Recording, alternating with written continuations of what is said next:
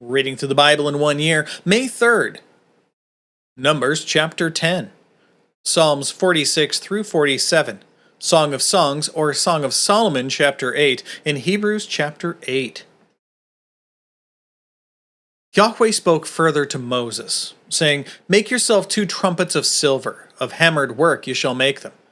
You shall use them for summoning the congregation, and for having the camps set out.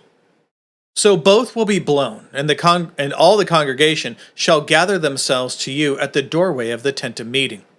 Yet if only one is blown, then the leaders, the heads of the divisions of Israel, shall assemble before you. But when you blow an alarm, the camps that are pitched on the east side shall set out. Then you will blow the alarm the second time, and the camps that are pitched on the south side shall set out. An alarm is to be blown for those to set out, for them to set out. When convening the assembly, however, you shall blow without sounding an alarm. The priestly sons of Aaron, moreover, shall blow the trumpets, and this shall be for you a perpetual statute throughout your generations. Now, when you go to war in your land against the adversary who attacks you, then you shall sound the alarm with the trumpets." Making sure I don't lose any notes here. Cool, we're good. All right. Back to the go to war. Verse 9. "Now, when you go to war in your land against the adversary who attacks you, then you shall sound an alarm with the trumpets, that you may be remembered before Yahweh your God, and be saved from your enemies. Also, in the day of your gladness, and in your appointed feasts, and on the first days of your months, you shall blow the trumpets over your burnt offerings, and over the sacrifices of the peace offerings, and they shall be as a remembrance of you before God. I am Yahweh, your God." Now, it happened in the 2nd year, in the 2nd month, on the 20th of the month, that the cloud was lifted from over the tabernacle of the testimony. Again, tabernacle is a tent, or basically a building. "And the sons of Israel set out on their journeys from the wilderness of Sinai. Then the cloud settled down in the wilderness of Paran. So they moved out for the first time according to the command of Yahweh by the hand of Moses. And the standard of the camp of the sons of Judah, according to their armies, set out first, with Nahshon, the son of Aminadab, over its army, and Nethanel, the son of Zuar, over the tribal army of the sons of Issachar, and Eliab the son of Helon over the tribal army of the sons of Zebulun. Then the tabernacle was taken down, and the sons of Gershon and the sons of Merari, who were carrying the tabernacle, set out. Starting over, verse 18. "Next, the standard of the camp of Reuben, according to their armies, set out with Eleazar the son of Shadur over its army, and Shelumiel the son of Zurishaddai over the tribal army of the sons of Simeon, and Eliasaph, the son of Deuel, over the tribal army of the sons of Gad. Then the Kohathites set out, carrying the holy objects, and the tabernacle was set up before their arrival. Next, the standard of the camp of the sons of Ephraim, according to their armies, set out, with Elishama, the son of Ammihud, over its army, and Gamaliel, the son of Pedazur, over the tribal army of the sons of Manasseh, and Abaddon, the son of Gideoni, over the tribal army of the sons of Benjamin. Then the standard of the camp of the sons of Dan, according to their armies, which formed the rear guard for all the camps, set out, with Ahiezer, the son of Ammishaddai, over its army, and Pagiel, the son of Ochran, over the tribal army of the sons of Asher, and Ahira, the son of Enan, over the tribal army of the sons of Naphtali. This was the order of the march of the sons of Israel by their armies as they set out. This was the order," I already said that, verse 29. "Then Moses said to Hobab, the son of Reuel, the Midianite, Moses' father-in-law, 'We are setting out to the place of which Yahweh said, I will give it to you.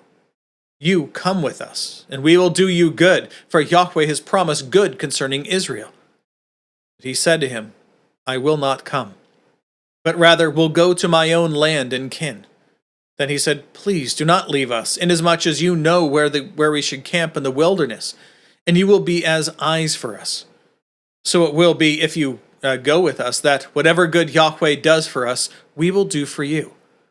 Thus they set out from the mount of Yahweh 3 days' journey, with the ark of the covenant of Yahweh journeying in front of them for 3 days, to spy out a resting place for them.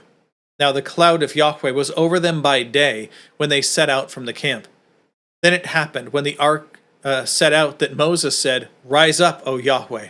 Let your enemies be scattered, and let those who hate you flee before you." When it came to rest, he said, "Return, O Yahweh, to the myriad thousands of Israel." And that is all the notes to here. Let's move on to Psalms 46 through 47.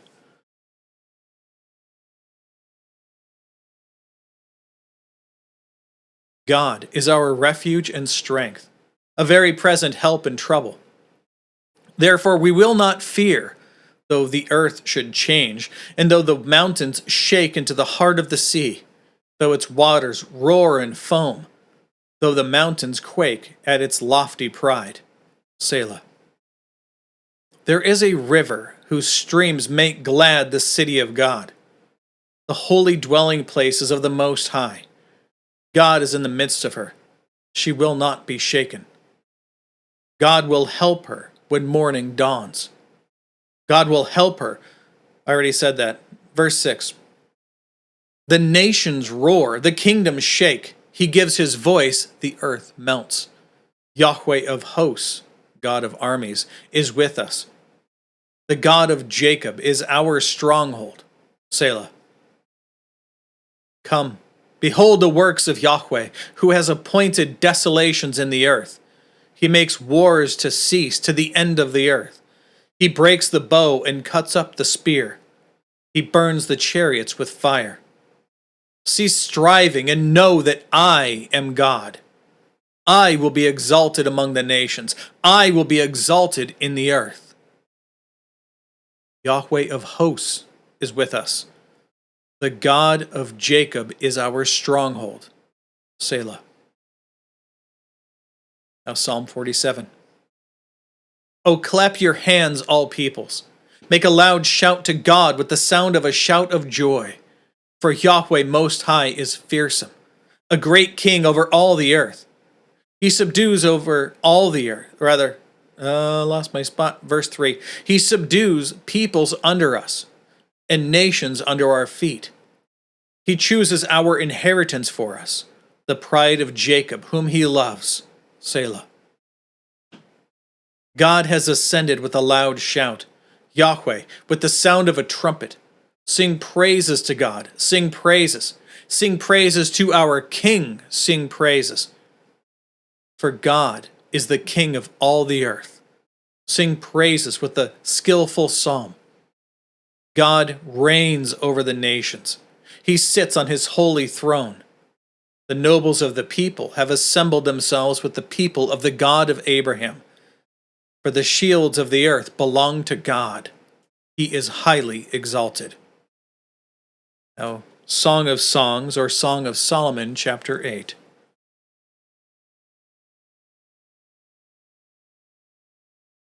Oh, that you were like a brother to me, who nursed at my mother's breasts. If I found you outside, I would kiss you. No one would despise me either. I would lead you and bring you into the house of my mother, who used to teach me.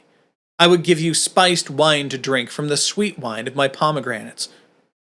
Let his left hand be under my head, and his right hand embrace me. I call you to solemnly swear, O daughters of Jerusalem, why should you arouse or awaken my love until she pleases? Who is this coming up from the wilderness, leaning on her beloved? Beneath the apple tree I awakened you. There your mother was in labor with you. There she was in labor and gave you birth. Put me like a seal over your heart, like a seal on your arm, for love is as strong as death. Jealousy is as severe as Sheol. Its flashes are flashes of fire, the very flame of Yah. Many waters cannot quench love, nor will rivers overflow it. If a man were to give all the riches of his house for love, it would be utterly despised. We have a little sister, and she has no breasts. What shall we do for our sister on the day when she is spoken for? Well, if she is a wall, we will build on her a battlement of silver. Her brothers will defend her if she says no. But if she is a door, we will barricade her with planks of cedar. Again, read the notes on this. They're important. They make sense. Verse 10. I was a wall, and my breasts were like towers, when I became in his eyes as one who finds peace. Solomon had a vineyard at Haman. He gave the vineyard to caretakers. Each one was to bring 1,000 shekels of silver for its fruit. My very own vineyard is before me. The 1,000 shekels are for you, Solomon, and 200 are for those who take care of its fruit. O you who sit in the gardens, my companions are giving heed to your voice. Let me hear it. Hurry, my beloved, and be like a gazelle or a young stag on the mountains of spices. Let's move on now to Hebrews chapter 8.